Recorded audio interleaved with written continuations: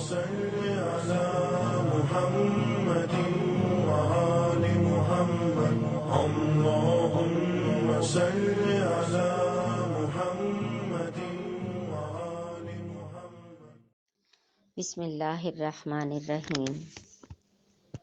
روزے کا مقصد. روزہ رکھنے کا مقصد تقوی الہی کا حصول ہے.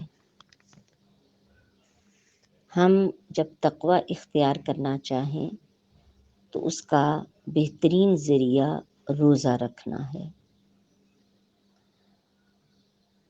حدیث نبوی میں ہے، مختلف کتب میں یہ حدیث بیان کی گئی ہے، جس کا مفہوم یہ ہے کہ بعض روزہ داروں کو اپنے روزے سے سوائے بھوک پیاس کے کچھ حاصل نہیں ہوتا، اور راتوں کو جاگ کر عبادت کرنے والے بعض لوگوں کو رت جگے کی تکلیف کے سوا کچھ نہیں ملتا، کیونکہ روزہ بذات خود مطلوب نہیں ہے. اللہ تعالیٰ کو فقط روزہ نہیں چاہیے، بلکہ روزہ ایک ایسا ذریعہ ہے جس سے انسان اپنی عقل کو استعمال کر کے غیر حق، غیر خیر اور غیر عدل معاملوں میں استعمال نہ کرے. یعنی وہ اپنی عقل کو اس طرح استعمال کرے کہ اسے پتہ چلے کیا حق ہے اور کیا حق نہیں ہے، کون سا معاملہ خیر ہے اور کون سا غیر خیر ہے، کون سا معاملہ عدل پر مبنی ہے اور کون سا عمل ایسا ہے جس سے ہم غیر عدل کا شکار ہو جائیں گے. تقوی کا سایہ دل پر ہونا چاہیے، اور دل کا تقوی یہ ہے کہ جس چیز کو خدا پسند کرتا ہے اس کے سوا کسی اور چیز سے عشق نہ کریں، اور جو چیز خدا کی ناراضگی کا سبب ہے اس کے سوا کوئی چیز ہمیں بری نہ لگے. جو اللہ کو برا لگے، جس پر اللہ ناراض ہو، اس پر ہم بھی ناراض ہوں. کہا جاتا ہے کہ اگر تم اپنے آپ کو پہچاننا چاہو تو اپنے دل کو دیکھو. اگر تمہارے دل میں اللہ کے دوستوں کا یعنی اولیاء اللہ کا عشق پایا جاتا ہو اور اس میں دشمنان خدا سے دشمنی موجود ہو تو سمجھ لو کہ تمہارا وجود خیر ہی خیر ہے، خیر سے بھرپور ہے، اور خدا تم کو پسند کرتا ہے. اور اگر تمہارے دل میں اللہ کے دشمنوں سے محبت پائی جاتی ہو اور اللہ کے دوستوں سے دشمنی موجود ہو تو بس تمہارے اندر کوئی خیر نہیں اور خدا تم سے ناراض ہے، اور انسان اسی کے ساتھ ہوتا ہے جس سے وہ محبت کرتا ہے.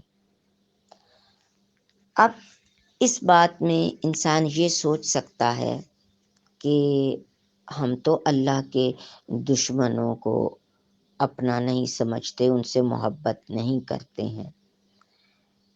واضح طور پر ہمیں کوئی بھی شخص ایسا نہیں ملے گا جو یہ کہہ رہا ہو کہ ہم تو اللہ کے دشمن ہیں. کوئی ایسا شخص آپ کو نہیں ملے گا، شاذ و نادر، بہت مشکل ہے.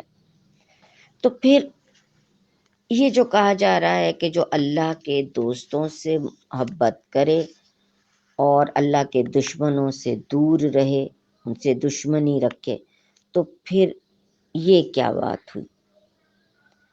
کیسے پتہ چلے گا کہ کوئی اللہ کا دشمن ہے اور کوئی اللہ کا دوست ہے؟ بہت آسان ہے. جو اللہ کی فرمان برداری کر رہا ہے، اللہ کے بتائے راستے پر چل رہا ہے، یقیناً وہ اللہ کا دوست ہے. اللہ اس کو اپنے اولیاء میں شامل فرماتا ہے، اور جو شخص اللہ کے احکامات کی پیروی نہیں کرتا، بغاوت کرتا ہے یا نافرمانی کرتا ہے، جان بوجھ کر کرتا ہے یا کم علمی کی وجہ سے کرتا ہے۔ کم علمی ہمیں چھوٹ نہیں دیتی، کیونکہ علم حاصل کرنے کے مواقع موجود ہیں، تو ایسا شخص دشمن خدا ہے۔ تو جو دشمن خدا سے یعنی اللہ کی نافرمانی کرنے والے سے محبت کرے، دراصل وہ دشمن خدا سے محبت کرے گا۔ اس بنیاد پر دل انسان کی دوستیوں اور دشمنیوں کو پہچاننے کا ذریعہ ہے۔ ہمیں پتہ چل جاتا ہے ہمارے دل میں کس کی دوستی ہے، کس کی دشمنی ہے، اور جس کے لیے ہمارے دل میں دوستی ہو اور ہمیں یہ بھی معلوم ہو کہ وہ تو اللہ کا نافرمان ہے، تو سمجھ لیں کہ ہمیں بھی اللہ کے دشمنوں سے محبت۔ اور اگر ہماری دوستی ہمارے دل میں جگہ ایسے شخص کی ہے جو اللہ کی فرمان برداری کر رہا ہے، تو سمجھ لیجئے کہ ہمیں اللہ کے اولیاء سے محبت ہے۔ جب انسان ایسا کرتا ہے تو جو تقوی اس کے حصے میں آتا ہے، جو تقوی اس کے کردار کا حصہ بنتا ہے، وہ اس کے اعضاء پر بھی دکھائی دیتا ہے۔ اور ہمارے اعضاء کے تقوی کا مطلب یہ ہے کہ انسان اپنے بدن کو پروردگار عالم کی اطاعت کے لیے کام میں لائے، اپنے اعضاء سے کوئی ایسا کام نہ کرے جس سے اللہ کی نافرمانی ہو، اور اس وقت تک کوئی قدم نہ اٹھائے، کسی بھی عمل کی طرف نہ جائے جب تک یہ نہ جان لے کہ اس کام میں اللہ کی رضا اور خوشنودی ہے۔ اللہم صلی علی محمد و آل محمد وعجل فرجہ وسہل مخرجہ۔